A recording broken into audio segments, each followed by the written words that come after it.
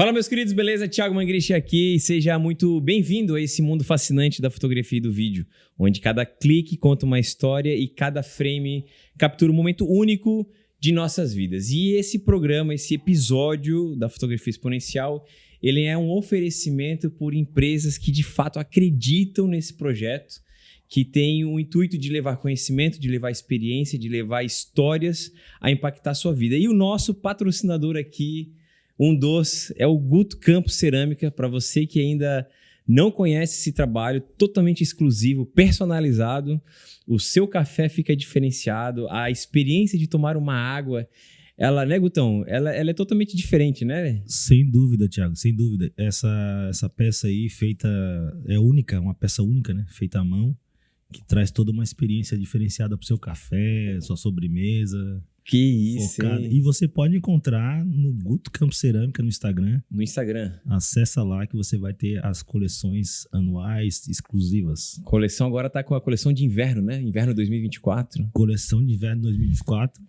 E, ó, o Natal vai vindo aí. Natal vai vindo se aí. Se preparem, tem muita coisa boa. Presente único aí. Fica com opção. Coisa linda.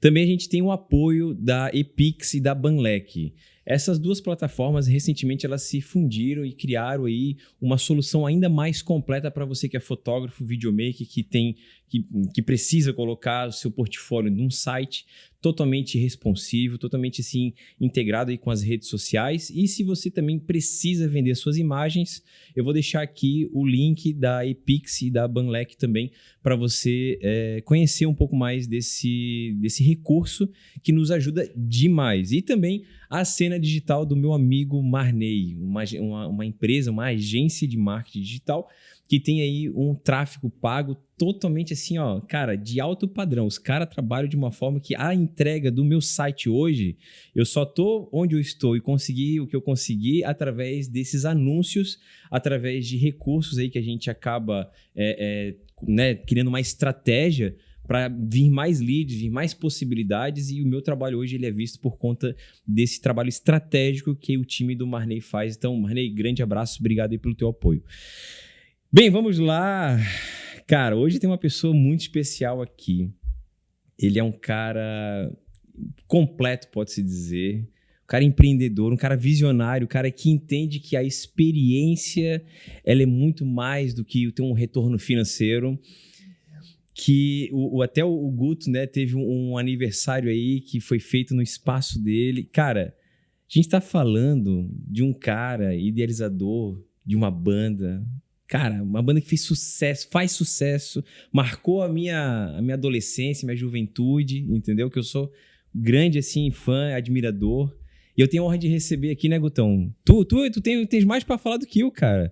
O cara é teu amigo pessoal, pô. Eu tenho muita coisa pra falar do nosso convidado, porque ele é do mesmo bairro que o meu, João Paulo, grande João Paulo, terra de grandes músicos, grandes artistas. E, cara, eu fiz um aniversário num dos espaços dele. Foi incrível, foi uma festa linda, maravilhosa, com meu amigo Jean. E estamos aqui nada mais, nada menos que quem, Thiagão? Grande Marcinho Costa, irmão. Obrigado, cara. Obrigado pela tua presença aqui, mano. Obrigado. Sei que tua agenda é correria, né, cara? Obrigado pelas palavras, né? Sei que tá sempre aí numa função, sempre com algum, né, um compromisso, mas tu ter esse tempo de qualidade aqui com a gente, cara, a gente fica muito feliz. Muito obrigado, cara. Eu que agradeço, cara. Tô inaugurando aqui minha vinda em podcasts. É, isso aí, cara. Mas assim, vamos lá, cara. Me explica aí, ou explica pra quem ainda não te conhece, quem é Márcio Costa, cara? Cara... Já te fizeram essa pergunta? Nunca fizeram essa pergunta, mas é uma pergunta louca, porque a gente tem que olhar pra dentro, né? Quem é você, né? Então, quem é você é complexo, difícil, cara, é difícil. Mas, cara, eu acho que assim, eu sou, né, um cara que nunca paro, que tenho esse comichão, como diz o Manezinho, né? Tem um comichão, assim. Então, desde criança, assim, sempre muito decidido de que eu queria traçar essa vida, né? Que a minha vida traçasse uma coisa misturada com a música e com as artes, assim, de maneira geral. Eu tenho isso já desde muito, muito novo, né? E Acho que eu sou isso, cara. O Márcio é o cara apaixonado por cultura, por lugares, por sabores. E aí acabou, né, se tornando a minha profissão também, Sim. né? E... É que tu és um cara que tem vários projetos hoje, né? Tu lida aí com bastante coisa, etc. Mas antes de a gente entrar nesses projetos, como que foi a tua jornada na música? Como que isso é de família? Isso, sei lá, tu viu em algum lugar? Como é que foi? Como é que foi esse teu contato com a música? Cara, o meu contato com a música, ele é relacionado à família. Uhum. Né? A minha família, que é a família Costa, que ele falou ali do João Paulo, ela sempre foi uma família muito, muito musical, né? Gerando diversos até produtos musicais. Mas antes disso, antes de gerar produtos musicais, que geralmente é o que a gente fala, a família tinha essa coisa, né? O meu avô, que é o pai do meu pai, e que são 13 irmãos, eles sempre foram muito unidos e muito conectados. Meu avô, então, já escrevia poesia, uhum, e gostava dessa coisa de escrever poemas e tal.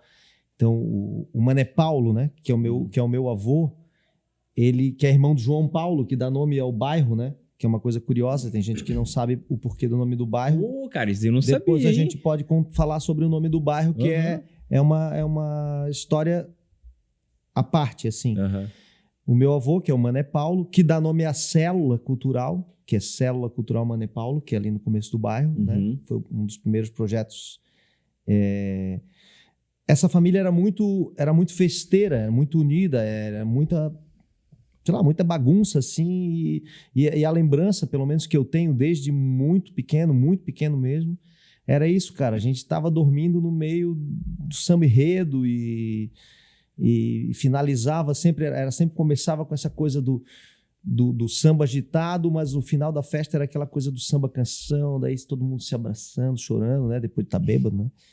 Todo mundo chorando. E, cara, isso criou uma identidade cultural ali na família que foi obrigada a desaguar em projetos profissionais, assim, né? Primeiro lá o Gente da Terra, lá nos anos 80, o Gente da Terra com Nileira, Rico, Marquinho, essa galera começou fazendo som ali, querendo, no intuito de valorizar a cultura raiz, assim, de Florianópolis, né?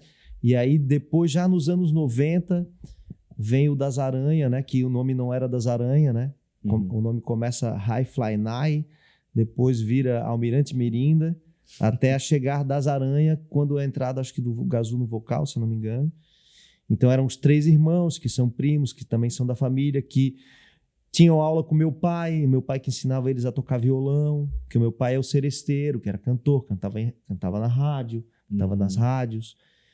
Então, dali vai surgindo de uma coisa que era apenas uma brincadeira de família, começa realmente a se tornar uma coisa mais séria, né? Uhum. E aí sim, aí chega no Tijuqueira, que a gente estava falando. Uhum. O Tijuqueira vem um pouquinho depois do Das Aranha, porque o Das Aranha, cara, ele é uma coisa muito curiosa. O Das Aranha, né, que a princípio tem um coração ali, que é o Moriel, né? O Moriel acho que é o coração do Das Aranha. O Das Aranha tem um corpo inteiro, mas o Moriel é o coração.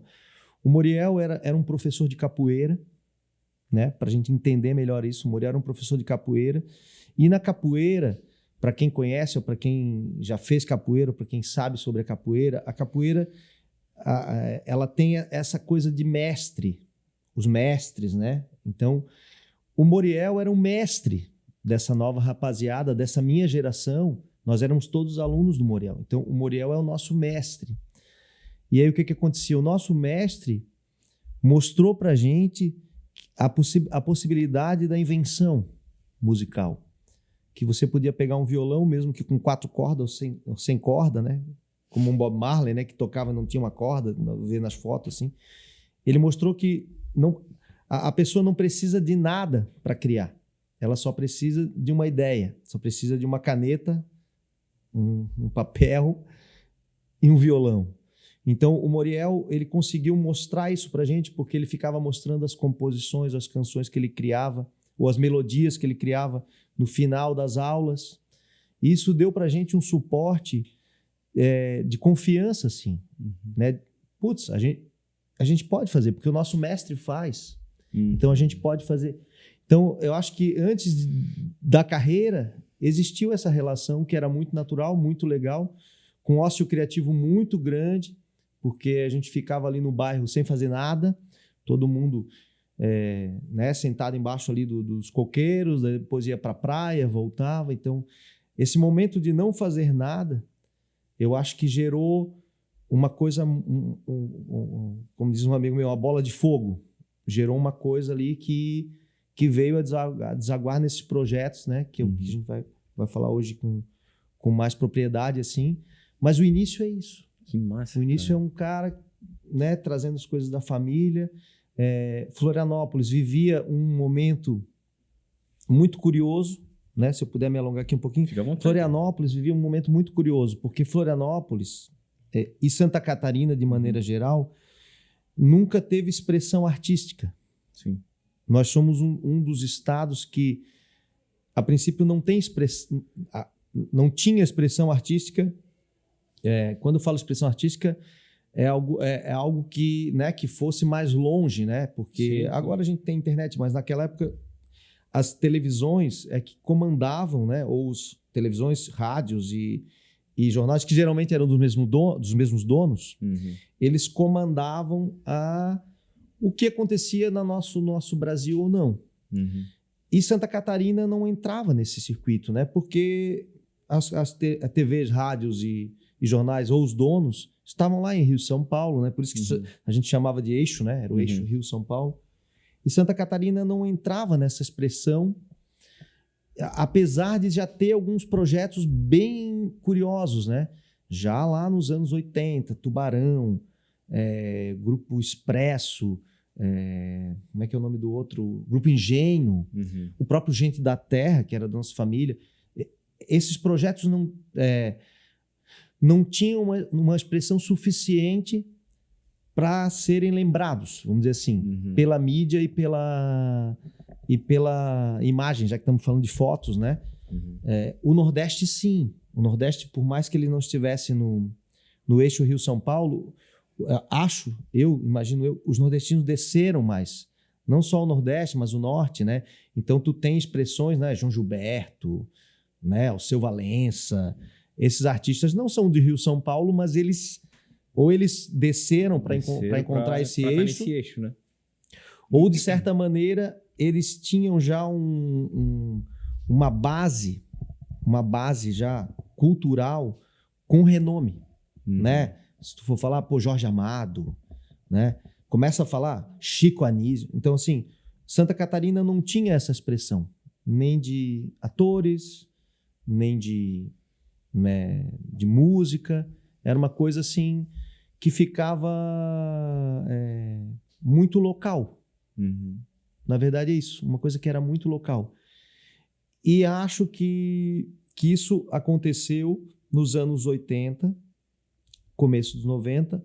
Então a gente vivia um cenário estagnado. Uma coisa... O Grupo Expresso e Engenho tinham sumido, que eram as expressões maiores, sumiu, né? Eu estou falando antes de existir até um das Aranhas, né? Era uma coisa assim, era uma coisa estagnada em Florianópolis. Não existia praticamente nada. Então, o que gera isso? É uma desvantagem, mas também uma vantagem, porque é uma tela em branco. Como existiu essa tela em branco, as bandas daqui começaram a criar suas próprias músicas um pouco mais de liberdade. Porque, ao mesmo tempo, lá em Rio, São Paulo, eles estavam... As bandas todas já eram dependentes da máquina das gravadoras. Então, por isso é que eu posso estar falando besteira aqui, mas eu acho que nos últimos anos, Santa Catarina é um dos maiores produtores de música independente do Brasil. De repente, eu estou falando besteira, mas a sensação que eu tenho, principalmente depois que a gente surgiu com o Clube da Luta ali, que aqui é muito bem feito. Pode ser que não tenha expressão, pode ser que não tenha aparecido, pode ser que tenha morrido, mas a qualidade daquilo Cara, se eu for lembrar de nomes aqui, as bandas que tocavam no clube, cara, todas com um profissionalismo, com um nível alto de instrumental e ensaiado, sabe? Que assim, ó, eu particularmente morei 6 anos no Rio, Tijuqueira, eu não vi nenhuma banda do Rio ter esse approach assim que as bandas aqui tinham, Samambaia, Aerocirco, não ficar citando o nome para não lembrar, o Das Aranha, né? O Das Aranha é um furacão, né, cara? Assim, tu não lembra um show do Das Aranha que não tenha sido profissional, ou que o áudio não... Cara, pode ter uma coisa ou outra, é um show na rua, mas assim, sempre com aquele capricho, né? Capricho sonoro, de iluminação, sabe? De show produzido, tem começo, tem meio, tem fim, bem pensado, sabe? Então, tô querendo puxar a sardinha pro nosso estado, mas é porque eu acho que o nosso estado... Tem que reconhecer isso mesmo. Ele teve esse azar de não tá embaixo do guarda-chuva desses caras que comandam a mídia nacional, mas ele é um estado, assim, muito rico. Sim. Na minha opinião. Ele pode não ser expressivo, mas que ele é muito rico, ele é e ele continua sendo.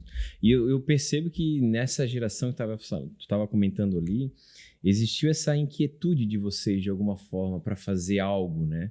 E tu é um cara que dá para perceber que tu tem uma visão, tu percebeu que, pô, se o mestre Muriel nos ensinou algo e a gente pode fazer, cara, deixa eu tentar fazer aqui. E aí nasceu o Tijuqueira, aí nasceu o Clube da Luta. Como é que foi essa relação, né, de iniciar o Tijuqueira? Como é que foi esse teu, né, iniciativa do Clube da Luta? Por que o nome Clube da Luta?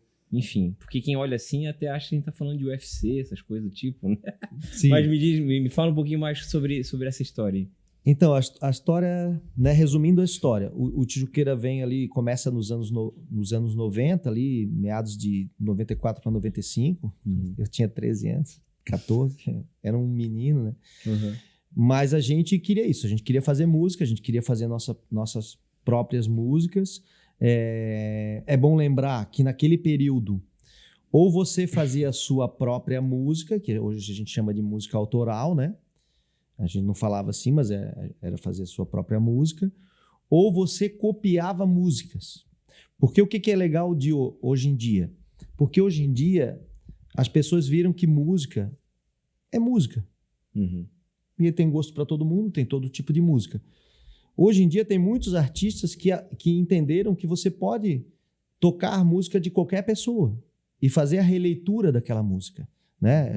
Ele citou ali sobre o Jean, nosso amigo Jean Trompete. O Jean é um gênio. Ele pega uma música, ele pega um repertório, né, que não foi ele que compôs, que foi composto por diversos artistas, e ele cria um conceito e ele cria um repertório. O Jean é fora da curva. Só que naquela época, nos anos 90, não existia isso. Ou você fazia suas músicas, ou você copiava um artista. Então, no caso, você não era uma pessoa que fazia releitura, você fazia... que era o que a gente chamava de banda balha, ou cover, sim, né? Sim.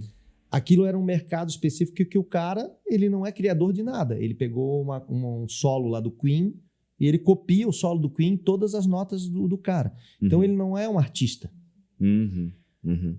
Porque, lembrando que o Glauber Rocha, artista é aquele que cria. Aquele que não cria, só executa, ele não é artista. Ele pode ser músico, ele pode ser fotógrafo, dançarino, mas ele pode... Mas se ele não cria, ele não é artista. E naquele período só tinha isso. Ou a pessoa fazia cover, ele não era artista, ou tinha quem fazia suas próprias músicas que estavam começando. Hoje não. Hoje as pessoas já entenderam que você pode fazer arte com a composição de qualquer pessoa, né? Sim. Em resumo, o Tijuqueira surge nesse momento que tu tinha que escolher se tu ia copiar alguém ou se tu ia fazer tua própria música. A gente optou por fazer a sua própria música. Claro, né? claro. Fazer sua criação. O mestre mandou, né? O mestre mandou. O mestre mandou, a gente vai fazer, com certeza. O mestre mandou e a gente decidiu seguir por esse caminho. E aí, cara, o Tijuqueira tinha pretensões muito grandes de aprendizado. Então, logo no começo, mesmo antes de acabar a primeira gravação do primeiro disco, a gente decidiu ir para o Rio de Janeiro, porque era o eixo e era onde a gente achava que a gente ia encontrar essa aula, esse aprendizado mais profissional, né? Então a gente foi para lá, porque lá é que eu consegui ver, no meu caso, que era guitarrista, que via um show do Eric Clapton, lá a gente teve esse encontro, né, com o lado profissional do mercado. Quando a gente chegou lá, a gente notou um detalhe. Era uma moda um pouco isso também. Isso já era ano 2003, por aí. A gente notou que o que fazia sucesso no mercado local carioca eram os coletivos. Que agora a gente fala coletivo, todo mundo já identifica, mas na época não se falava em coletivo. Era cada um por si. Então, essa ideia do coletivo, que a gente notou no Rio, que eram bandas que trocavam figurinhas e faziam um circuito musical em conjunto. Vou dar exemplo aqui, era Bahia Rock Boys, Pedro Luiz e a Parede, não lembro se Los Hermanos participava desse coletivo, mas tinha um coletivo ali de bandas cariocas que faziam um circuito de shows.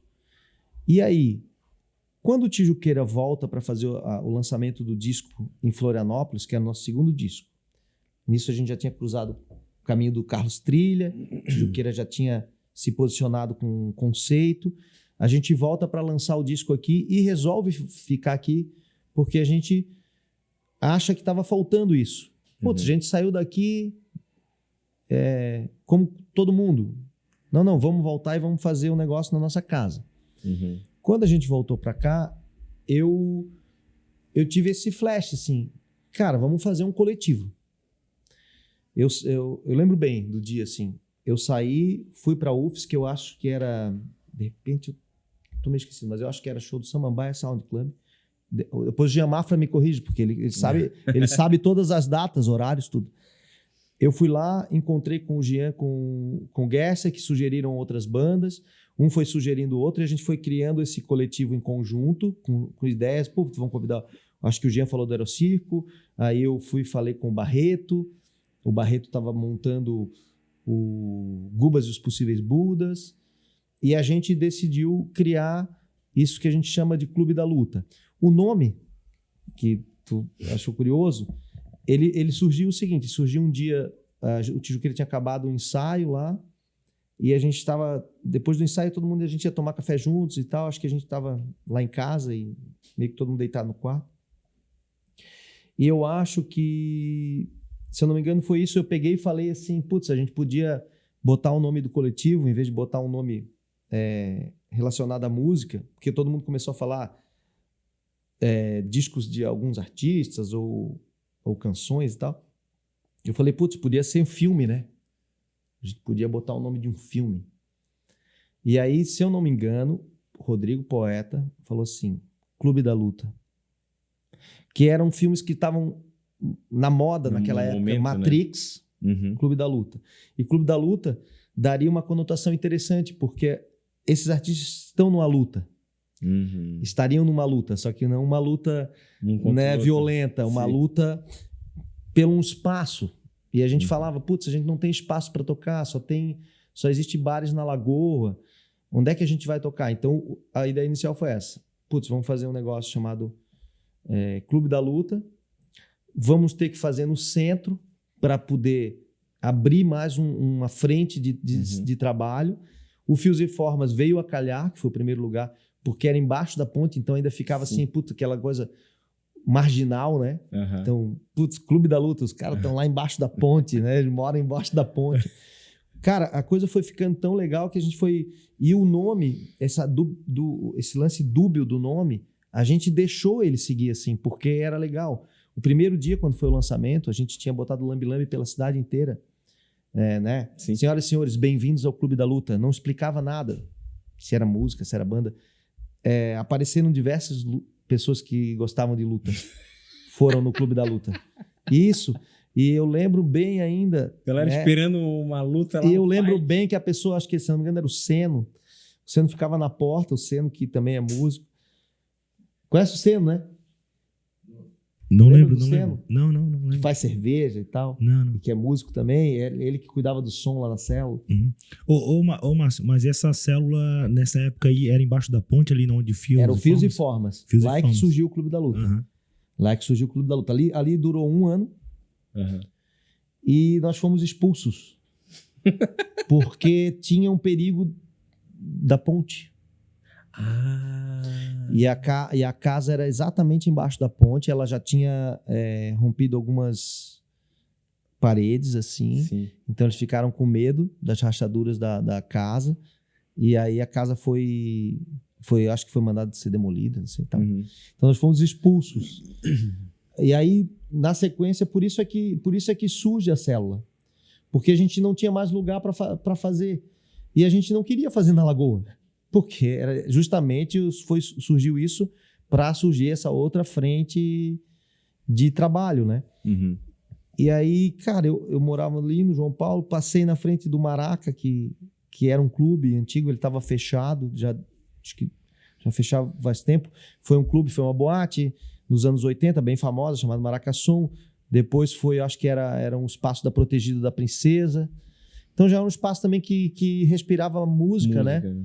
Respirava música, mas estava detonadão, assim. Aí passei, falei com a dona, convidei todo mundo para a gente fazer, todo mundo disse não. Todo mundo disse não, cara. Todo mundo disse não. Eu lembro que eu fui lá incomodar, lá eles estavam gravando um clipe do Aerocirco. Aí o Jean e o Guess falaram, tá louco pegar um lugar, fazer um bar. Cara, mas a gente tem que fazer. Aí saí dali, convidei o pessoal do Tijuqueira para fazer comigo, e todos eles falaram não também. Não, tá louco, abrir um negócio, pagar aluguel. E aí eu fui sozinho lá e aluguei. Bancácias? Banquei nos primeiros minutos. Quando eu voltei, isso foi no intervalo entre o nosso ensaio. O Tijuqueira era tipo funcionário público, né? A gente ensaiava depois do almoço. Funcionário público. Era depois do almoço, começava o ensaio, tinha uma pausa, perto de umas 5h30, tomávamos café, voltávamos pro ensaio até 8, 9 horas da noite, de segunda a sexta. Então, quando às vezes as pessoas perguntam assim, mas porra, a galera toca, tá ensaiado, é porque teve muito ensaio.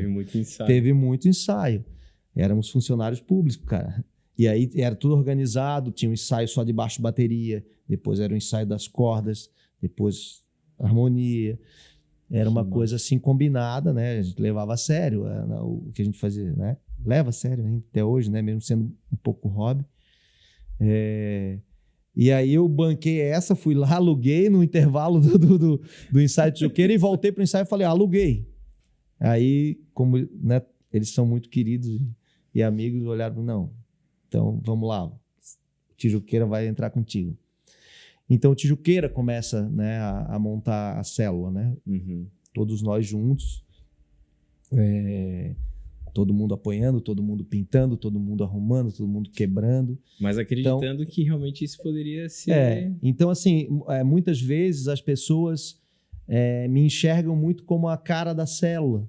Uhum. Mas, na verdade, não. Na verdade, assim, é porque eu tenho essa coisa de fazer relações públicas. Uhum. Então, as pessoas acabam lembrando da minha figura. Mas, cara, a célula... Além do Tijuqueira, foi muita gente que ajudou ali. No Clube da Luta, praticamente todo mundo foi lá, todo mundo ajudava, todo mundo se disponibilizava para montar o som. Cara, uma vez deu enchente, tava todo mundo lá, Ulisses Dutra, a galera tudo com um copinho, tirando água. Então, assim, claro, eu fiquei uma figura central, né? Tanto na célula como no clube, mas realmente foi um coletivo.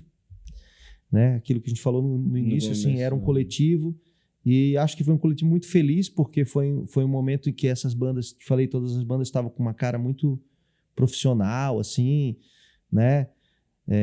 Fazendo seus materiais com muito cuidado, gravando e eu acho assim, foi um período, não lembro se foi 3, 4, o clube mesmo acho que foram 3 anos, mas a célula depois durou mais um tempo assim com as bandas tocando ali. Depois as bandas começaram a ter independência, porque o clube era para fazer público. Então essas bandas não tinham público. O que a gente fazia? Eram 3 bandas por noite O lugar cabia 200 pessoas, então se cada um levasse 50, 60, a gente lotava a casa. Já dava Então o público. que aconteceu? A gente fez 3 anos de casa cheia todo, cara. Isso muda tudo, né? Porque aí todo mundo Sim. quer ir onde tem gente. Claro. E aí, E um começa a avisar, vamos lá, tem uma banda mas assim, chegou uma época que tinha algumas bandas específicas que estavam explodindo já, tocavam sozinha e tinha fila para entrar Uhum. e tal. E aí foi se mesclando com as coisas novas que a cidade foi trazendo, né? Uhum. A Harmônica, por exemplo, trazendo a ideia da maratona cultural. Uhum. E aí, putz, eu lembro que tem foto ainda, assim, a Celo com a fila lá no viaduto, cara. De pessoas querendo entrar para ver as bandas daqui fazendo seus próprios trabalhos, né? Falei do clube, né? Comentei com a câmera desligada aqui. Putz, o clube chegou a ter palco dentro do Planeta Atlântida, né? O clube tinha propaganda na MTV. Caramba, Né? cara. A gente conseguiu, esse coletivo conseguiu dar uma Dá uma... botar no, Eu me botar lembro- no cenário, né? Botar eu me lembro- na vitrine. Ou acho que tinha vários anúncios em TV sobre os eventos do Clube da Luta, era sempre anunciado. Patrola anunciava muito, cara, muito. Cara, e tudo assim muito espontâneo, né? Todo mundo parceiro. Marcos Espíndola, cara, tinha uma coluna maravilhosa chamada era Contra Capa, e aí, cara, ele era natural, né? A gente gerava conteúdo para ele gerava divulgação pra gente. Isso era muito legal e assim, eu sinto falta um pouco, né? Eu sinto falta e aí acho que vale entrar nesse assunto que tu falou das redes sociais, né? Aí isso some, né? Uhum. Ali no final do 2014, vamos dizer assim, isso começa a assumir essas bandas. Também assim, acho que é da idade também, todo mundo começou a ter filho. As pessoas, uma coisa assim também Sim. natural, assim, sabe? Uhum. Né? Nem todas as bandas, por exemplo, se separaram porque teve alguma briga. Não, às vezes é porque cansa e a pessoa começa a entrar em E outra. começa outros projetos também, né? E o Tijuqueira, cara, assim, se a gente não tivesse... porque eu, por exemplo, né, eu fui depois para outro lado, Uhum. porque o Tijuqueira, no final da nossa primeira fase, em que a banda não tinha terminado ainda, o Tijuqueira fez vários shows na Europa.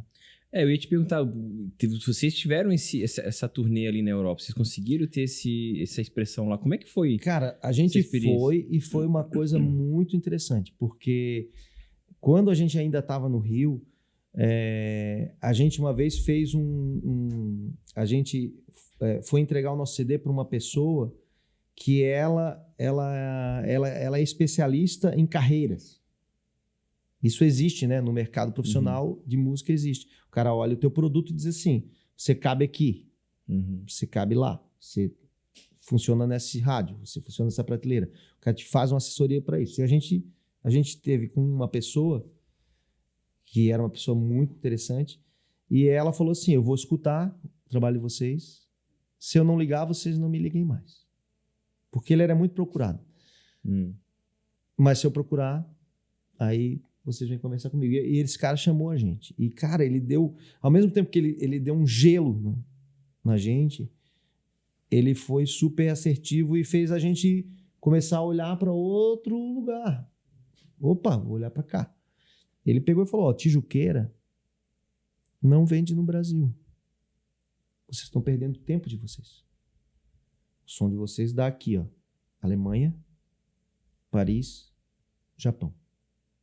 Aqui vocês podem tocar numa rádio ou outra de MPB, mas o som não vai. Vocês teriam que ter muita bala para patrocinar o som de vocês no Brasil. E, cara, foi batata. A gente começou a mandar para festivais para ver o que dava. Fomos chamados para tocar na Alemanha, em Paris. Caramba. E no Japão. O cara acertou o alvo, né? Pô, mãe de Ná, assim, e o futuro de vocês. Até tocamos em Portugal também, que foi muito legal, porque teve o lance da língua. Mas a coisa de Paris, assim, foi imediata. A gente mandou material, já foi chamado para o Fête de la Musique, Aí, só que a gente daí não tinha como ir. Aí, ano seguinte tentei de novo. E aí, até que a gente deu a primeira... Fomos, né? Uhum. E, cara, assim, tu tem que pensar de outra forma, mas a gente foi muito bem recebido. Uhum. E na Alemanha mesmo, cara, em Berlim, a gente tocou num festival que era uma coisa impressionante chamado Popcon. A cidade inteira fica envolvida com o festival. São vários lugares, são vários artistas, são vários tipos. Que é o que eu comento, assim, putz, o Brasil... O que eu acho estranho do Brasil é o seguinte, é 880. Ou tu tá na Série A, ou tu não é ninguém. Uhum. Não existe umas camadas, né? Hoje até existe assim um músico que toca em bar, né? Os toca em bar. Mas ele não se sente tão feliz. Ele queria também tá numa dessas camadas, né? De repente não na Série A, mas Série B, Série C. Não tem isso na música. E o mercado estrangeiro, e acho que o americano também, se não me engano, ele tem essas camadas. Tem lá o Michael Jackson, que é tipo, sei lá, um mega evento, mas ele tem o cara que toca lá no bar de blues e vive de música, e é músico, né? E tem a sua vida assim. Ele não quer ser o do mega, ele quer cada um na sua. Esse festival da Alemanha mostrou isso de uma maneira tão legal, cara, porque a gente viu assim, foi tão bem cuidado quanto, sei lá, o Sting que ia tocar, sei lá. Tinha várias camadas de esse respeito também, né? Respeito, cara, e o som de qualidade, divulgação por tudo quanto é lado. Aí, nesse sentido, o alemão também é top, né, cara? Sabe recepcionar, sabe, entende de equipamento. Sim. E aí a gente chegou lá na feira, por exemplo, tinha uma parte que era uma feira de música. Pô, tinha um stand lá com fotos, nossa. Sério? Os caras divulgando a gente. Então, umas coisas que a gente não via aqui, né? Depois a gente foi numa palestra que o cara pegou e mostrou o CD e falou assim, isso aqui não vai existir mais. Só que tu ouvir isso num momento em que o CD é o que mais está vendendo, isso aqui não vai existir mais. Agora vai existir o streaming. E aí falou que CD não ia existir mais e falou para as bandas esquecerem site, que era algo que ia sumir, que existiriam as redes sociais, que essa seria a nova aposta, né? E hoje as redes sociais realmente são, né? Vem do Orkut ali, né? Sim. Do Orkut vai crescendo pro Facebook, chegando no Instagram, e tem agora outras diferentes, mas o Instagram eu acho que ainda é, né, a aglutinadora, assim, pelo menos para a parte da música, assim. E aí nessa viagem tu obviamente teve outras experiências, né? Eu acho que a parte gastronômica foi algo que te chamou a atenção, porque hoje, saindo um pouco da música e vindo como um empreendedor, como um cara de negócios e que é visionário e entendeu essa possibilidade, o que te chamou mais a atenção lá para trazer essa ideia para o Brasil? Para hoje montar, né, todos esses projetos que tu tem e que tu coordena aí tão bem? Cara, para mim o que ficou mais claro era assim, principalmente quando a gente foi tocar, o Tijuqueiro foi tocar em Milão, na Itália, e eu fiquei impressionado como eles sabiam. Acho que não sou só eu, isso aí eu já vi várias pessoas comentar a mesma coisa, então a Itália tem essa mágica, assim, como eles sabem viver, como eles pegam o tempo que eles têm, né, e transformam isso em vida e não em trabalho, né? Aquela coisa de começa tarde, fecha o lugar, aí só abre 4 da tarde, aí fecha 6. Eles trabalham pouco e eu não digo se divertem, mas eles vivem mais. Quando eu percebi isso, que a gente ficou bastante dias lá, eu falei assim, cara, é isso que eu quero. Putz, é isso que eu quero. Eu quero trabalhar assim. Eu quero trabalhar dentro do horário que me deixa feliz. E aí, para mim, foi uma virada de chave. Putz, então eu não quero perseguir o salário ou o dinheiro. Eu quero perseguir, eu quero ter uma qualidade de vida, eu quero ter uma qualidade de vida para que isso que eu faça possa pagar minhas contas, ok? Mas eu quero ter essa qualidade de vida. E aí comecei a notar que uma das coisas que eles mais se importavam era com gastronomia. Porque o brasileiro, de maneira geral, come mal, né? O americano também, o brasileiro também, porque o brasileiro copia o americano.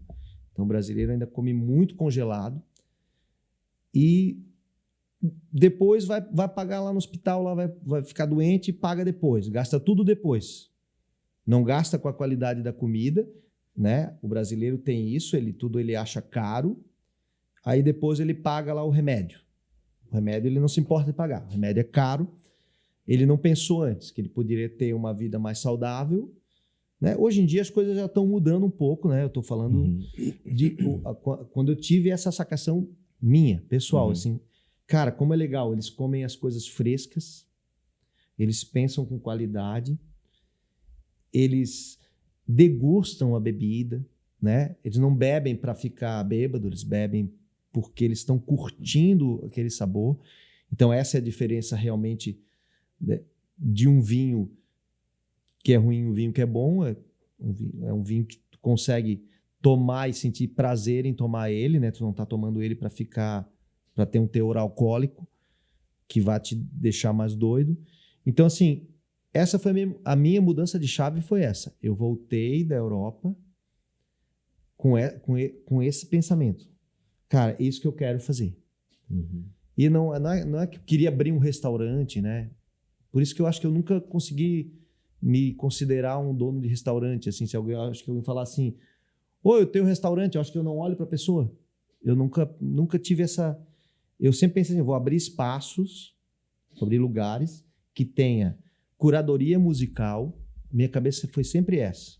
E eu acho que quem me acompanhou assim, né, nas coisas que eu participei coproduzindo os lugares, foi sempre isso, assim, curadoria artística e musical, principalmente musical, que é onde eu mais tenho habilidades, com um cuidado com essa parte de degustação, que seria assim, comer bem, beber bem, uma iluminação legal para tu poder ficar mais tempo naquilo ali, para tu, em vez de tu comer em 20 minutos, não, tu vai comer em 3 horas, tu vai beber em 3 horas, né? O Guto que frequentou os meus lugares, ele já notou sim, assim. Sim.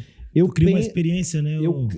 E isso é pensado, Às vezes são detalhes, às vezes é a luz, né? Ou a hora que muda a luz. Que tem alguém falando assim, como é que tu monta a luz? Não, eu não monto a luz. Eu monto um esquema que vai mudando a luz. Então, porque a primeira fase, né, é essa que tu quer entrar no lugar, vamos falar de fotos agora, tu quer entrar num lugar e tu quer fazer fotos. Então, nesse momento, tu tem que ter uma iluminação. Porque o cara quer fazer a foto dele, ou do prato, ou de alguma coisa que ele tá. Depois que ele se desligou daquilo ali, que é o que o europeu faz, que pega, né, desligou do celular, já fez a foto, já guardou a recordação. Agora ele já pode ser inserido a uma outra atmosfera. Então assim, quando eu monto qualquer lugar, assim, ó, esse dia eu estava vendo, eu vou montar o 10º agora. Estou indo pro 10º lugar. Caramba. Né? Depois a gente pode falar um pouquinho no lugar novo que eu estou montando. A primeira coisa que eu penso é na atmosfera. A primeira é essa. Depois vem menu, depois vem serviço, por aí vai. Cara, tu fazer 10 projetos, lidar com tijuqueira, lidar com todos esse né? Cara, eu acho isso... A gente, às vezes, com a fotografia, a gente já fica meio tipo, mano, eu só tenho um projeto aqui, já é uma loucura. Imagina ter né, esses projetos, ter essa satisfação, que é o que a gente percebe em ti, assim, da experiência que tu foi lá para fora, que tu, né, conheceu, tu meio que criou um coletivo agora das pessoas, não mais chamado Clube de Luta, mas sim de desfrutar da vida, aproveitar mais a vida, desses momentos que, cara, às vezes passa tão batido, né? Vai num gole, já vai numa comida e já tem que ir para casa, ou já não aproveita, né? Não curte, não vive. Né? Então, cara, o papo aqui tá ótimo. Assim, a gente Thiago, poderia... E assim, ó, não é 10 lugares comuns, né? São 10 lugares de conceito que traz que vira, pensados, né? gera referência pro mercado gastronômico da cidade. O Marcinho é um desbravador, né? Ele é um cara que vem dessa cultura toda de música, absorve, eu vou dizer, é uma esponja, né? Do mar, que absorve as coisas, filtra e lança novos projetos a todo momento. Ele tá lançando coisas novas que geram tendência. Isso tu é um desbravador, meu irmão. Isso aí, cara. A ideia é essa, cara. A ideia, assim, acho que é a mesma ideia de sempre, assim. É tipo, cara, a gente tem essa ilha aqui, né? Que é Floripa, e ela tem esse público que gera porque ele cresceu muito nos últimos tempos, né? Não só a ilha, mas, né? Nós estamos aqui na Pedra Branca agora. A Pedra Branca faz parte também dessa célula, vamos chamar de célula, né? Tem aquele núcleo ali que é a ilha, mas tem uma célula aqui em volta, né? E esse público cresce bastante nos últimos tempos. Então, assim, a gente precisa... Eu penso assim, a gente precisa de pessoas que criem esse entretenimento para as pessoas não saírem daqui. Porque, cara, semana retrasada, agora, poxa, o Tijuqueira tocando lá numa festa de bairro, festa do pescador. Cara, lotado. Não sei quantas mil pessoas, mas vou chutar aqui entre 5 a 10 mil pessoas. Uma coisa assim absurda num bairro lotado. E aí, meia hora depois, eu encontro um casal de amigos que é do Estúdio de Ideias, que é o Arthur e a Marina. Não, e nós estamos fazendo um evento lá na Parque da Luz, lotado. Caramba. Então, assim, 2 eventos ao mesmo tempo, com frio, lotado. Então, isso é a resposta. Tem muita gente interessada, né, na nossa região. Por isso é que eu acho que vale a pena, de novo, olhar para dentro, esquecer a coisa né? Porque as pessoas sempre querem... Ou as pessoas me perguntam, quando é que tu vai abrir em São Paulo? Não, vou abrir em São Paulo? Eu quero o melhor aqui para onde eu moro, cara. Para onde a gente tem a nossa qualidade de vida. Eu quero os melhores shows. Vai abrir na Pedra Branca aqui. Queremos um empreendimento do Marcinho aqui na Pedra Branca. Cara, fica o aqui desafio. é muito legal, tá? Aqui é muito legal. Eu e a minha esposa, a gente vem diversos finais de semana, não só aqui, mas a gente ainda indo bastante ali no Caplatz também, que abriu ali. E tem tem uns restaurantes com gastronomia muito boas ali dentro. É uma aglutinação de coisas boas ali naquele espaço. E, cara, a gente tem que olhar pra gente, sabe? Tem que... É o mesmo assunto do Clube da Luta, mas é assim, tem que parar de querer assim, não sei o quê, para Nova York. Não, cara. Nova York é aqui, cara. Tem gente que vai lá no Cité e fala, parece que eu estou em Nova York. Não, parece que você está em Floripa, né? Parece que eu estou em Nova York. Parece que você está em Floripa. Essa aqui é a nossa cidade, pô. Né? Não querendo, lógico que Nova York, essas cidades, elas são icônicas, né? É lógico que a pessoa pode fazer relação, mas as pessoas também têm que botar o pé no chão, cara. Né? Eu tô vendo um documentário agora sobre os Beatles, que saiu, que é muito legal, chamado Get Back, né? Cara, é tão legal porque, assim, não sei se foi até o Bilu que falou pra mim, eu tava vendo, mas, parece um ensaio do Tijuqueira. Claro, é porque eles são seres humanos iguais, né, cara? Fazendo música. Claro que são geniais, claro que fizeram canções geniais e icônicas, mas, assim, a minha luta é essa. É que, assim, a gente tem aqui... o que a gente tem aqui, a gente não precisa ir longe. A gente pode ir longe por referência, a gente pode ir longe porque a gente quer passear, porque viajar é legal, mas, assim, eu acho que a meta é fazer a nossa região aqui ser autossuficiente em tudo, cara. Em tudo. Em música, entretenimento, gastronomia, divulgação. Podcast. Ele tem que atingir aqui a Pedra Branca. Depois ali, depois lá e tá bom. Assim, e ele é um sucesso, e pronto. E é um sucesso, e tu tens que né? Muita gente fala pra mim, ai, voltando ao Das Aranha, ai, pena que o Das Aranha não fez sucesso. Eu disse, como não, cara? Uma banda que tem os maiores números do estado e, quiçá, do Brasil, porque tem muita gente que não vendeu nem metade do que eles venderam de discos ou de... Então, assim, não, é o sucesso. O sucesso não é aparecer no programa do Marcos Mion. O sucesso não é esse. É o contrário. O sucesso é a gente aqui, ó. A gente fica aqui uma nota que a gente trouxe aqui um convidado nosso, o Mauro Nomura, do Grupo Nomura, que ele falou, cara, é o primeiro podcast que eu participo aqui em Santa Catarina. Porque o pessoal chama ele para São Paulo, Rio, e nunca chamaram ele para um podcast aqui. E o cara é daqui, terra nossa. E é um empreendedor com, né? Claro. Cacife e tal. E às vezes aqui eles não convidam, né? Tipo, não valorizam as pessoas daqui, né? Assim, é incrível isso. E a gente tá aqui para isso, para convidar as pessoas daqui, para ver todo esse conhecimento que várias pessoas que a gente são referências para nós e para contar a história deles aqui. Cara, eu fico bem feliz. Eu fico bem feliz quando tu falou que tu tinhas convidado o Muriel. Eu disse, putz, que massa, assim, cara, porque a gente não vê mesmo ele assim, fora da banda ou que seja, fora ali do Darcy, né, que é o personagem dele de comédia e tal.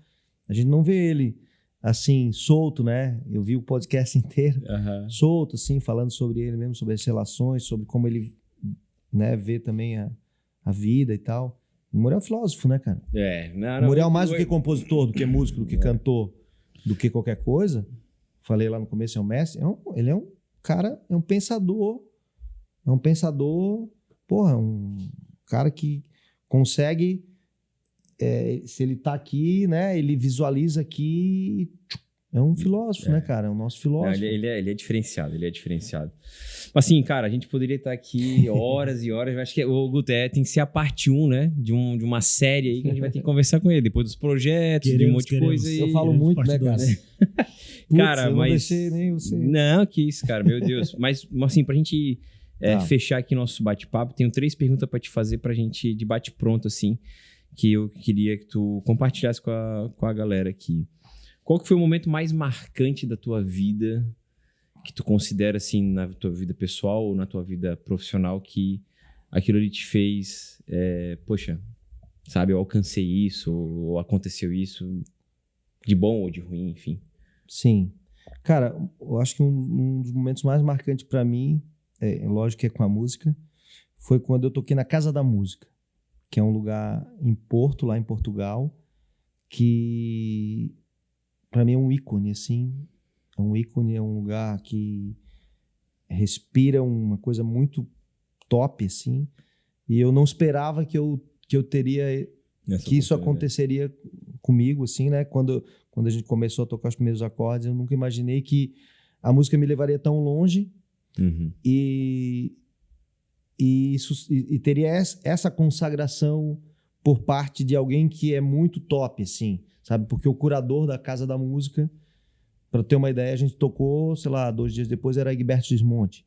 Então, assim, o cara ter convidado a gente, né, para tocar, não foi com Tijuqueira, foi com outro projeto meu que chama André e a Baba do Dragão de Komodo, que era outra banda, que eu toquei paralelo ao Tijuqueira. E eu acho que esse foi um momento, assim, para mim, muito marcante. Qual que é no cenário geral, na nossa atualidade, o que pra ti hoje, qual que é a tua maior dúvida que tu deita a tua cabeça e te questiona assim, cara, por que disso? Cara, as dúvidas são gigantes. Pode ser uma só. Né? As dúvidas são gigantes. Eu, como te falei, eu sou muito inquieto, assim, né? Então, essa inquietude faz parte do meu jeito e da minha personalidade. Então, eu sou uma pessoa com muitas dúvidas. Eu não sou uma pessoa com uma dúvida, eu sou uma pessoa com muitas dúvidas. Mas o que eu sempre tinha muita dúvida era isso, se era realmente para eu ficar aqui ou se era para eu atravessar os montes, né? Algo que eu fiz ali quando era jovem, fui para o Rio e tal, mas em vários momentos eu pensei em isso realmente para a Europa e tal, e fazer minhas coisas lá, assim, né? Me sinto seguro hoje em dia para fazer qualquer coisa. Não só com música, mas posso ser bartender, posso ser qualquer coisa. Eu crio os drinks, né? Então posso ser bartender também. Minha maior dúvida era essa, se é para eu ficar aqui ou se é para eu ir embora, mas pelo projeto novo que eu assumi, é para eu ficar aqui. É pra ficar aqui. Então, tá bom. Cara, e pra acabar, a gente vai... Né, os anos vão se passar, esse episódio aqui vai ficar marcado aqui na nossa história, no dia de hoje. O que né, tu deixa de última mensagem, né, as tuas últimas palavras, o teu epitáfio, né, para quem passar por aqui, né, e ver, pô, Marcinho Costa aqui e tal. Quais são as tuas últimas palavras que tu deixaria? Cara, eu vou falar uma coisa que eu falei um pouco mais cedo para ti e eu acho que é importante porque isso pode ser para qualquer carreira. Não é relacionado à minha carreira ou o que eu faço. Eu acho que as pessoas têm que parar de visualizar o fim. Elas têm que realmente, né, parece besteira falar isso, mas as pessoas não podem fazer as coisas pensando na parte financeira. Elas têm que pensar na caminhada. Porque é a caminhada, né, que gera experiência e que vai dar esses daqui a 10 anos para a gente conversar e eu falar sobre a história que eu fiz. Então, assim, isso que eu penso, cara, as coisas estão muito rápidas, né? O mundo digital está muito rápido. Então, assim, eu acho que as pessoas têm que, né? Ou as pessoas mais novas agora, elas têm que se ligar nisso, sim. A carreira não é o fim. A carreira realmente é o caminho. Então, não adianta ficar apontando. Não adianta ficar apontando. Tem que andar e tirar os erros e arrumar o erro e vai e tal. Eu deixaria isso assim como uma coisa para as pessoas começarem a pensar, sabe? Porque eu tô vendo muita gente querendo a parte final, assim, e gera uma ansiedade na sociedade, assim, que, sei lá, faz com que algumas pessoas que poderiam ser muito geniais em diversos segmentos, elas não são. Elas acabam realmente entrando num trilho, sei lá, num trilho errado. Assim, cara, mano, que satisfação, bicho. Obrigado demais por esse momento aí. Né, teu primeiro episódio aí, então, pô, já mandasse benzaço, irmão. Porra! Mas, ó, tu não vai embora daqui sem antes receber essa lembrancinha aqui, ó, feita exclusivamente pelo teu brother aí, ó, Guto Campos, entendeu? Cara, na hora do teu cafezinho lá no ensaio lá, ó. O Guto simplesmente é top, né, cara? Não, é diferenciado. O Guto, ele pega uma câmera ali na mão dele. Faz miséria. Ele faz uma miséria, né, cara? Né? Eu vejo os vídeos que ele faz aí com o Jean. Meu Deus do céu. Falo, Jean, quantas câmeras? Soma, não pode contar. É o Guto sozinho. Só com um abajur. O Guto e um abajur, cara. Faz um estrago.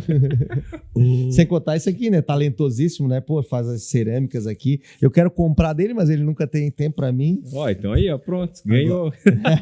Ganhei aí, ó. Marcinho, é o seguinte. Eu e tu somos duas pessoas que abraçam o Jean nos desafios, né? Sim. O Jean vem com os desafios pra gente, a gente abraça e faz umas coisas. Faz lindas, acontecer. Né, cara? É muito legal. Cara, obrigado mais uma vez, tá? Obrigado. Eu que agradeço mesmo, agradeço, ó. Obrigado. E, cara, muito legal. E vamos pra parte 2. Vamos ter que marcar uma parte 2 aí. Bora.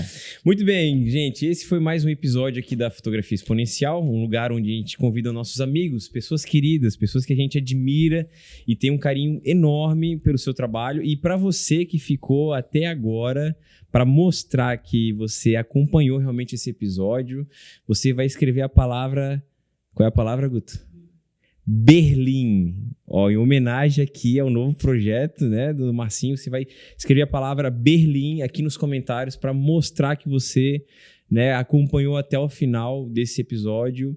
E não esqueça de ativar o sininho para receber as notificações dos próximos episódios. E eu te vejo na próxima.